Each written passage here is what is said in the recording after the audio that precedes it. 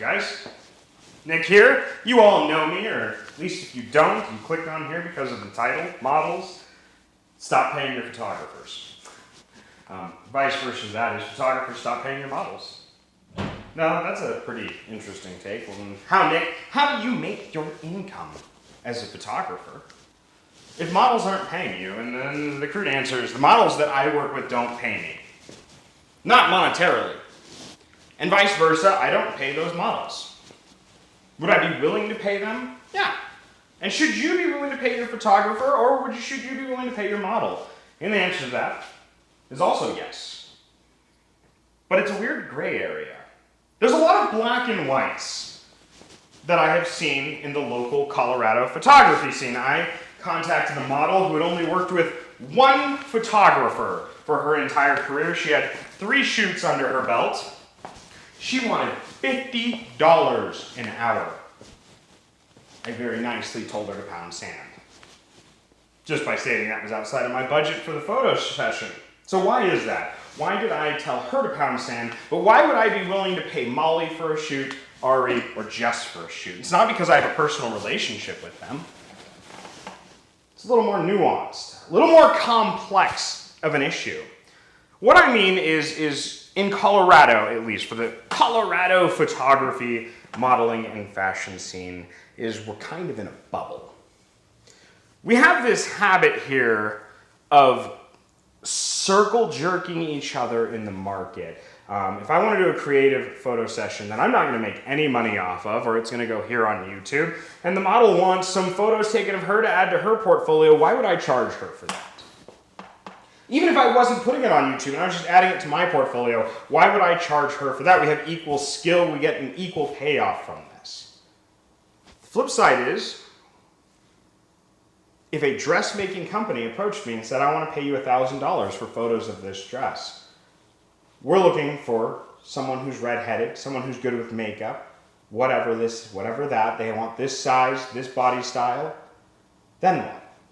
Well, at that point in time, I'd contact Jessica, and I'd say, Jessica, I have this deal to take photos of this dress. And let's say they offered me $1,000 to do this. I think I said $1,500, but 1,000's easier with numbers. I would remove what the rent of the studio costs, what my time is generally costs, that kind of stuff. And taxes, obviously taxes.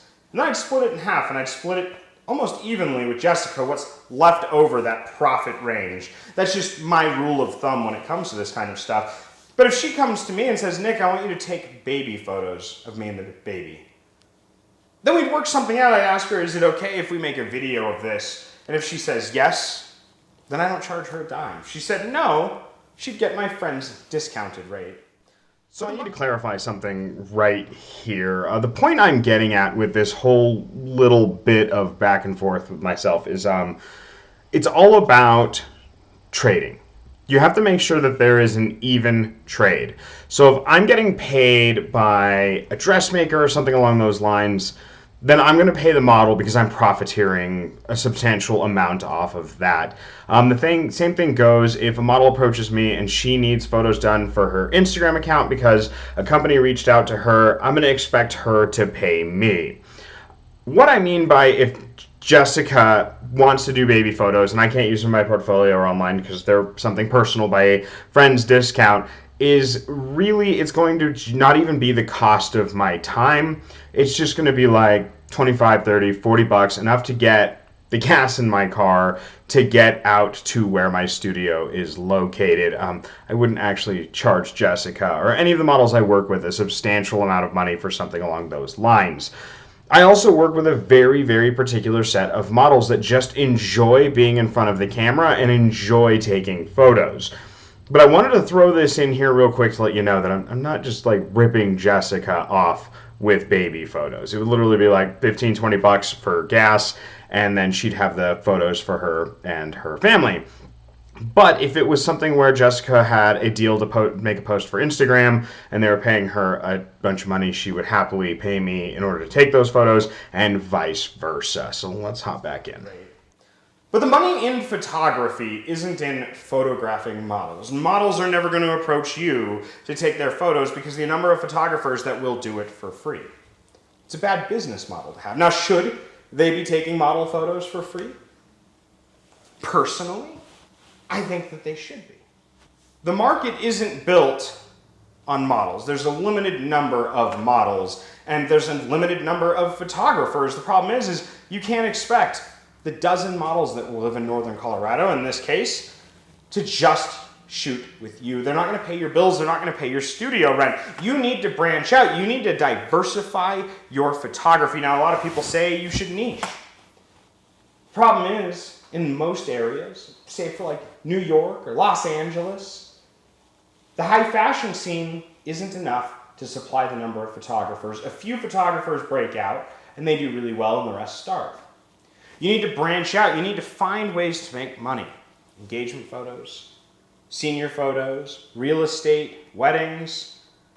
That is a market large enough to sustain pretty much all photographers, and the cream of the crop will rise, and those who are terrible will drop out. I've seen it before. I'll see it again.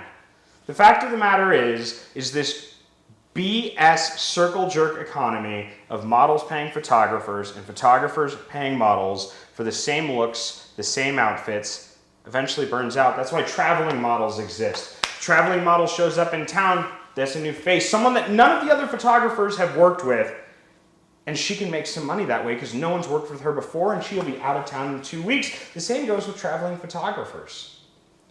They've used up all the models in their area. Their portfolio is full of that. There's no money to be made. No one buys photography fine prints unless your name is well known. Not many people work for magazines. Not many have the prestigious photography job. Do I think you should give up on that dream? No. But you need to be realistic about it. Your business will not function past a few years if you've built it entirely on charging just models for portfolio work. I see it all the time in all the photography pages I'm in like Colorado models and photographers, northern Colorado photographers. A photographer will post headshots, portfolio photos, $75 a session, and generally, they don't get a single response. You need to diversify your portfolio. You need to learn different styles and learn that, yes, photographing with models, a lot of fun. They're professional. They know what they're doing. They're great in front of the camera. But realistically, it's a failing business model. I'll catch you all on the flip side. Bye.